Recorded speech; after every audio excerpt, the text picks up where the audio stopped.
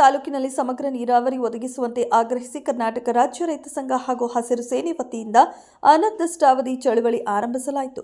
ಬುಧವಾರ ಹೊಳಲ್ಕೆರೆ ತಾಲೂಕು ಆಡಳಿತ ಕೇಂದ್ರದ ಎದುರು ರೈತರು ಧರಣಿ ನಡೆಸಿದರು.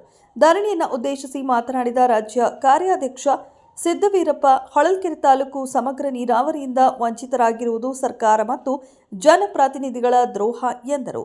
ಭದ್ರಾ ನೀರಾವರಿ ಹೋರಾಟದ ಕೇಂದ್ರವಾಗಿದ್ದ ತಾಲೂಕು ಇಂದು ನಿರ್ಲಕ್ಷ್ಯಕ್ಕೆ ಒಳಗಾಗಿದೆ ಎಂದು ಆರೋಪಿಸಿದರು. 2 ದಶಕಗಳ ಕಾಲದಿಂದ ರೈತರು ನೀರಾವರಿಗಾಗಿ ಹೋರಾಟ ನಡೆಸುತ್ತಾ ಬಂದಿದ್ದಾರೆ ಎಂದರು. ಕೆಲವು ಕೆರೆಗಳನ್ನು ತುಂಬಿಸಿ ಕೆಲಸ ಮುಗಿದಂತೆ ತೋರಿಸಲಾಗುತ್ತಿದೆ ಎಂದು ಶಾಸಕರ ವಿರುದ್ಧ ಆಕ್ರೋಶ ವ್ಯಕ್ತಪಡಿಸಿದರು.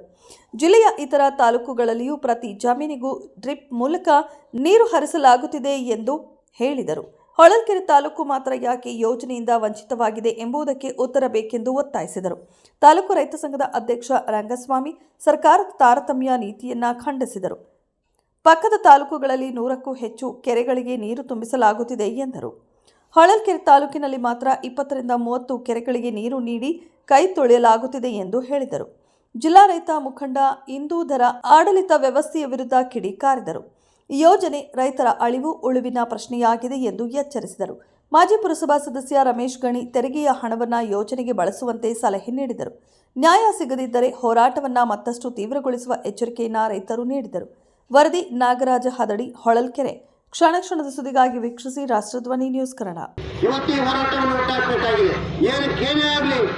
ನಾವೆಲ್ಲರೂ ಕೂಡ ಪ್ರತಿ ರೈತರ ಜಮೀನಿಗೆ ನೀರು ಹರಿಯಲೇಬೇಕು.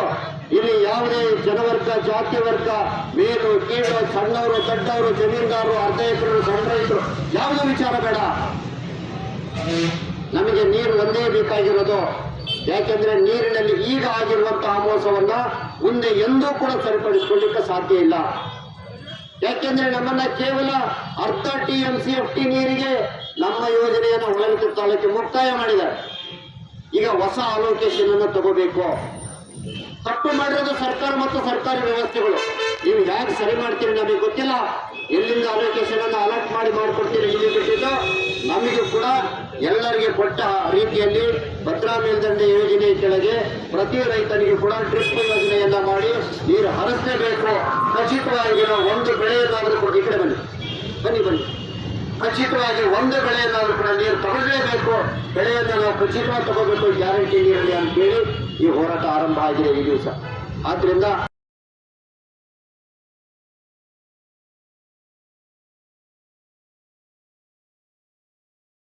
ನಾಳೆ ಇಷ್ಟೊತ್ತಿಗೆಲ್ಲ ಬೆಳ್ಳಗೆ ಒಂದು ಲೇಯರ್ ಹೊರ ಕಟ್ಟಿರುತ್ತೆ. ಅಥವಾ ನೀವು ಸ್ನಾನಕ್ಕೆ ನೀರು ಚೆನ್ನಾಗಿ ಕಾಯಿಸ್ಬಿಟ್ಟು ಅಂದ್ರೆ ಅದನ್ನೆಲ್ಲ ವೈಟ್ ಪೌಡರ್ ತರ ಮಿಕ್ಸ್ ಮಾಡಿದಂಗಾಗಿರುತ್ತೆ. ಹಾಗಾದ್ರೆ ಅದು ಏನು ಅಂದ್ರೆ ಕೃಷಿಗೂ ಕೂಡ ಯೋಗ್ಯವಲ್ಲದ ನೀರನ್ನು ನಾವು ಬಳಸ್ತಾ ಇದ್ದೀವಿ. ಆ ಆರೋಗ್ಯಕ್ಕೆ ಮಾರಕವಾದಂತಹ ಫ್ಲೋರೈಡ್ ಮತ್ತಿತರ ಲವಣಾಂಶಗಳು ಭೂಮಿಯ ಆಳದಲ್ಲಿ ಹುದುಗಿದವೆ. 60, 70, 80 ಅಡಿಯ ಕೆಳಗೆ ಹುದುಗಿದೆ ಅದು. ಈಗ ಕೆರೆಗಳ ಮುಖಾಂತರ ನೀರನ್ನು ಹಾರಿಸಿ ಬೋರ್ವೆಲ್ ಇಂಪ್ರೂವ್ ಆಗ್ಬಿಡುತ್ತೆ ಅಂತ ಹೇಳಿ ಬಹಳ ಜನಕ್ಕೆ ಪಾಪ ಗೊತ್ತಿಲ್ಲ, ಖುಷಿ ಪಟ್ಟಿದ್ದಾರೆ. ಬೋರ್ವೆಲ್ ನೀರು ಬಂದು ಸಾಧ್ಯ ಹೆಂಗೋ ಬದುಕಲ್ತಿದೆ. ವಾಸ್ತವಾಂಶಗಳಿದೆ.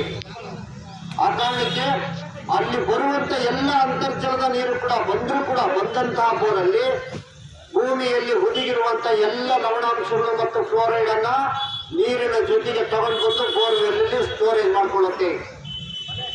ಎಲ್ಲ ಕೆರೆಗೆ ನೀರು ಬಂತಪ್ಪ, ನಮ್ಗೆ ಬೋರ್ವೆಲ್ ಚೆನ್ನಾಗಿ ನೀರು ಬರುತ್ತೆ ಅಂತ ನಾವು ಇನ್ನೂ ಜೋರಾಗಿ ನೀರು ಚಾಲು ಮಾಡ್ತೀವಿ. ಆ ಎಲ್ಲ ನೀರಿನ ಜೊತೆಗೆ ನೀರಿನಲ್ಲಿರುವಂತಹ ಫ್ಲೋರೈಡ್ ಮತ್ತಿತರೆ ಮಾರಕಾಂಶಗಳಿರುವಂತಹ ಲವಣಾಂಶಗಳು ಭೂಮಿಯ ಮೇಲೆ ಬಂದು ಕೋಟಿಂಗ್ ಆಗುತ್ತೆ. ಚಾಲು ಮಾಡಿ ನೋಡ್ತೀವಿ. 1 ದಿವಸ 2 ದಿವಸ ಮೋಟರ್ ಚಾಲು ಮಾಡಲಿಲ್ಲ ಅಂದ್ರೆ ಅಷ್ಟಾರ್ಕು ವೈಟ್ ಎಲ್ಲ ಪೊರೆ ಕಟ್ಟಿದಂಗಾಗಿರುತ್ತೆ. ಎಲ್ಲಿ ಡ್ರಿಪ್ ನೀರು ಬಿಟ್ಟು ಡ್ರಿಪ್ ನೀರು ಹಿಂಗಿರುತ್ತಲ್ಲ, ಭೂಮಿಯ ಮೇಲೆ ವೈಟ್ ಪೊರೆ ಬಿಡ್ದಂಗಾಗಿರುತ್ತೆ. ವೈಟ್ ಬಣ್ಣ ಬಂದಿರುತ್ತೆ, ಚೌಳಡಿರುತ್ತೆ ಅಂತ ಹೇಳಿದ್ವಿ. ಅದೆಲ್ಲ ಬೇರೆ ಏನೂ ಅಲ್ಲ, ಫ್ಲೋರೈಡು. ನೋಡಿ, ನೀರು ಅಂತ ನಾವು ನೀರು ಹೆಂಗ ಬಂದ್ರೆ ಸಾಕು, ನಾವು ಅದನ್ನು ಬೆಳ್ಕೊಂತೀವಿ ಇದನ್ನು ಬೆಳ್ಕೊಂತೀವಿ ಅಂತೇಳಿ ನೀರನ್ನು ತಂದುಬಿಟ್ಟು ಮೇಲಕ್ಕೆ ಹಾಕಿ ಆಳದಲ್ಲೂ ಬಚ್ಚಿಟ್ಕೊಂಡಿರುವಂತಹ ಫ್ಲೋರೈಡ್ ಅನ್ನ ನೀರಿನ ಮುಖಾಂತರ ಎತ್ತಿ ನಮ್ಮ ಭೂಮಿಯನ್ನು ಮೇಲ್ಪದರದಲ್ಲಿ ಕೋಟಿಂಗ್ ಮಾಡ್ತಾ ಇದ್ವಿ. ನಾಳೆ ಒಂದು ದಿವಸ ನಮ್ಮ ಇಡೀ ಭೂಮಿಯ ಮೇಲ್ಮೈ ಮಣ್ಣು ಸಂಪೂರ್ಣವಾಗಿ ಯಾವುದೇ ಬೆಳೆಯನ್ನ ಬೆಳೆಯಲಿಕ್ಕೆ ಬರದೇ ಇರುವಷ್ಟು ವಿಷ. ಇದನ್ನ ವಿಜ್ಞಾನಿಗಳು ಮತ್ತೆ ಜಲತಜ್ಞರು ಇವರು ಯಾರು ಕೂಡ ನಮಗೆ ಹೇಳಿಲ್ಲ. ಯಾವುದೇ ಕೃಷಿ ಅಧಿಕಾರಿಗಳು ಹೇಳಿಲ್ಲ, ಯಾವುದೇ ತೋಟಗಾರಿಕೆ ಅಧಿಕಾರಿಗಳು ಹೇಳ್ತಾ ಇಲ್ಲ. ಯಾಕೆಂದ್ರೆ ಅವರೆಲ್ಲ ಸರ್ಕಾರದ ಕೃಪಾ ಕಟಾಕ್ಷದಲ್ಲಿ ಬದುಕ್ತಾ ಇದ್ದಾರೆ. ಅವ್ರು ಸುಳ್ಳು ಹೇಳಿದ್ರು ತಲೆ ಹಾಕ್ತಾರೆ, ಸರಿ ಹೇಳಿದ್ರು ತಲೆ ಹಾಕ್ತಾರೆ. ಸತ್ಯವನ್ನು ನಾವೇ ತಿಳ್ತೇವೆ. ಇದೆಲ್ಲ ಬೋರ್ವೆಲ್ ಬೋರ್ವೆಲ್ಲಲ್ಲಿ ನೀರು ಬರುತ್ತೆ ಅಂತ ಹೇಳೋ ಮಹಾಮೋಹಸಕ್ಕೆ ನಾವು ಯಾರು ಇನ್ನು ಮುಂದೆ ಬಲಿಯಾಗಬಾರ್ದು. ಇಂದಿನಿಂದ ರೈತ ಸಂಘ ಏನು ಹೇಳ್ತಾ ಇತ್ತು, ಪ್ರತಿ ರೈತನ ಜಮೀನಿಗೆ ನೀರು ಹರಿದು ಬರಬೇಕು ಅಂತ, ಅದು ಆಗ್ಲೇಬೇಕು. ಅದು ಆದಾಗ ಮಾತ್ರ ಒಂದಷ್ಟು ಡ್ಯಾಮ್ಗಳ ಅಚ್ಚುಕಟ್ಟು ನೀರನ್ನ ಬಳಸ್ಕೊಂಡು ಹ್ಯಾಕ್ ಬದುಕ್ತಾ ಇದ್ದಾರೆ. ಅವರ ಮಾದಿ ನೀರು ಸಿಗುತ್ತೆ ಬನ್ನಿ. ನಾವೆಲ್ಲರೂ ಕೂಡ ಬೋರ್ವೆಲ್ ಮೇಲೆ ಇನ್ನು ಮುಂದೆ ಡಿಪೆಂಡ್ ಆಗೋದನ್ನ ಖಂಡಿತ ಕೈ ಬಿಡಬೇಕು. ಯಾಕೆಂದ್ರೆ ರಾಷ್ಟ್ರೀಯ ಅಂತರ್ಜಲ ಅಧ್ಯಯನ ಸಂಸ್ಥೆ ವರದಿ ಕೊಟ್ಟಿದೆ. ನಾವು ಕರಪತ್ರದಲ್ಲಿ ಹೆಚ್ಚಾಕಿದ್ವಿ, 2 ವರ್ಷ ಆಯಿತು ಅದು ವರದಿ ಕೊಟ್ಟು. ಆ ವರದಿ ಪ್ರಕಾರ ಚಿತ್ರದುರ್ಗ ಜಿಲ್ಲೆನೂ ಕೂಡ ಅಪಾಯದ ಮಟ್ಟವನ್ನು ಮೀರಿ ಅಂತರ್ಜಲವನ್ನು ಬಳಸ್ತಾ ಇದ್ದೀವಿ. 100 ಮ್ಯಾಕ್ಸಿಮಮ್ 100% ಅಂತ ಅವ್ರು ಕೊಟ್ಟಿರೋದು 144.43% ನೀರನ್ನು ನಾವು ಬಳಸ್ತಾ ಇದ್ದೀವಿ. ಬೋರ್ವೆಲ್ ನೀರನ್ನು ಅಪಾಯದ ಮಟ್ಟವನ್ನು ಮೀರಿ ಬಳಸ್ತಾ ಇದ್ದೀವಿ.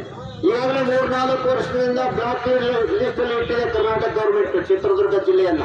ಬೋರ್ ಹಾಕಿಸ್ಲಿಕ್ಕೆ ಪರ್ಮಿಷನ್ ತಗೋಬೇಕು ನೀವು ಅಂತ. ಯಾಕೆ ಸುಮ್ಮನೆ ಇದ್ದಾರೆ ಅಂತ ಅಂದ್ರೆ ಜನ ಮೈಮೇಲೆ ಬೀಳ್ತಾರೆ, ಬೋರ್ ಹೋಗ್ತಾ ಇದ್ದಾವೆ, ನೀರಿಲ್ಲ, ತೋಟ ಒಳಗಿನ ಮೈಮೇಲೆ ಬೀಳ್ತಾರೆ ಅಂತ ಭಯದಿಂದ ಜಿಲ್ಲಾಡಳಿತ ವ್ಯವಸ್ಥೆ ಸುಮ್ಮನೆ ಇದೆ. ಎಷ್ಟು ಸಲ ಸುಮ್ಮನೆ ಇರಕ್ಕಾಗಲ್ಲ. ನಾಳೆ ಒಂದು ದಿವಸ ಕಡ್ಡಾಯವಾಗಿ ನೀವು ಬೋರ್ವೆಲ್ ನೀರನ್ನ ಎತ್ತಬಾರದು ಅಂತ ಆದೇಶವನ್ನು ಹೊರಡಿಸಿದ್ರೆ ನಾವೇನು ಆಶ್ಚರ್ಯ ಪಡಬೇಕಾಗಿಲ್ಲ. ಪರಿಸ್ಥಿತಿ ಹೀಗಿರುವಾಗ ಮತ್ತೆ ಮಹಾಮೋಸ ಆಗತ್ತೆ. ಇದೆಲ್ಲದರ ಮಧ್ಯೆ ಸರ್ಕಾರದ ಕಡೆಯಿಂದ ಮತ್ತೊಂದು ಮಹಾಮೋಸ ಏನಾಗಿದೆ ಅಂದ್ರೆ, ಇಡೀ ಭದ್ರಾ ಮೇಲ್ದಂಡೆಯ ಸ್ಕೀಮ್ನಲ್ಲಿ ಏನು ಮೈಕ್ರೋ ಇರಿಗೇಷನ್ ಅನ್ನ ಮಾಡ್ತೀವಿ, ಎಲ್ಲ ರೈತರಿಗೆ ನೀರು, ಭೂಮಿಗೆ ನೀರು ಉಳಿಸ್ತೀವಿ ಅಂತ ಹೇಳಿದ್ರು ಹೀಗೆ. ಆದ್ರೆ ಹೊರಳಿಕೆರೆಯನ್ನ ಕೈ ಬಿಟ್ಟಿದ್ದಾರೆ. ಚಿಕ್ಕಮಗಳೂರು ಜಿಲ್ಲೆಯ ಅಜ್ಜಂಪುರ ಆಗಲಿ, ಕಡೂರವರಾಗಲಿ ಹೋರಾಟ ಮಾಡಿರಲಿಲ್ಲ ಭದ್ರಾ ಮೇಲ್ದಂಡೆ ನೀರಿಗೆ. ತುಮಕೂರು ಜಿಲ್ಲೆಯವರು ಯಾರು ಭದ್ರಾ ಮೇಲ್ದಂಡೆ ನೀರಿಗೆ ಹೋರಾಟ ಮಾಡಿರಲಿಲ್ಲ. ದಾವಣಗೆರೆ ಜಿಲ್ಲೆಯವರು ಯಾರು ಭದ್ರಾ ಮೇಲ್ದಂಡೆ ನೀರಿಗೆ ಹೋರಾಟ ಮಾಡಿರಲಿಲ್ಲ. ಹೋರಾಟ ಹುಟ್ಟಿದ್ದು ಈ ಜಿಲ್ಲೆನಲ್ಲಿ. ಆದ್ರೆ ಆರಂಭ ಆಗಿದ್ದು ಕಡೂರು ಮತ್ತೆ ಅಜ್ಜಂಪುರ ವಯ ಬರ್ತಾ, ನೀರು ನಮ್ಮಿಂದ ಹೋಗ್ತಾ ಇದೆ, ನಮಗೆ ಕೊಟ್ಟೋಗ್ಬೇಕು ಅಂತ ಅವ್ರ ಬೀದಿನಲ್ಲಿ ಕೂತ್ಕೊಂಡು ಒಂದೇ ಒಂದು ವಾರದಲ್ಲಿ ಅವರಿಗೆ ಆಯ್ತು, ನೀವು ಕೇಳಿದ್ರೆ ನ್ಯಾಯ ಇದೆ, ನಾವು ಕೊಡ್ತೀವಿ ನೀರಿಗೆ ಅಂತ ಕೊಟ್ಟು, ನಾವಿನ್ನು ಚಾತಕ ಪಕ್ಷಿಯನ್ನು ಕಾಯ್ತಾ ಇದ್ದೀವಿ. ಅವರೆಲ್ಲ ನೀರು ಬೆಳೆಸ್ಕೊಂಡು ಈಗ 2 ವರ್ಷ 3 ವರ್ಷ ನೀರಾವರಿ